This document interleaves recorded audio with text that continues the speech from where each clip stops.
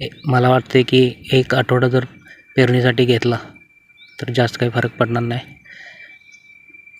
ज्यावेळी आम्ही हे तूर हार्वेस्ट करू त्यावेळी.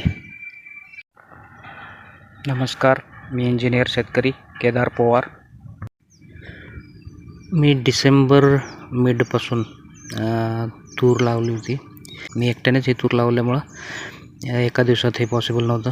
त्यामुळं मी आय थिंक 4 नाही तर 5 दिवस घेतले असतील टोटल 24 लाईनमध्ये हे तूर लावायला, बाकीची कामं करून पण. तर ही सर्वात पहिली लावलेली तूर आहे या रांगेतली. तर याची ग्रोथ बघा. आता तण काढायची वेळ आलेली आहे आणि ही एक अशी रांग आहे जी मी सगळ्यात शेवटी पेरणी केली. तर त्याची ग्रोथ बघू शकताय. अजून 2 पानं आणि 2 छोटी पानं आलेली आहेत. ही पण एक लाईन आहे जिथं शेवटी पेरणी केली होती मी. याची पण ग्रोथ अजून कमी आहे. तर मला वाटतं आहे की वेगवेगळ्या दिवशी प्लांटिंग केलं किंवा बिया पेरल्या तर त्याचा ॲडव्हान्टेज पण आहे. तुम्हाला काय वाटतं हे तुम्ही नक्की कमेंटमध्ये सांगा. कारण आता तुम्ही बघताय की रोज ऋतू किंवा हवामान चेंज होतं आहे.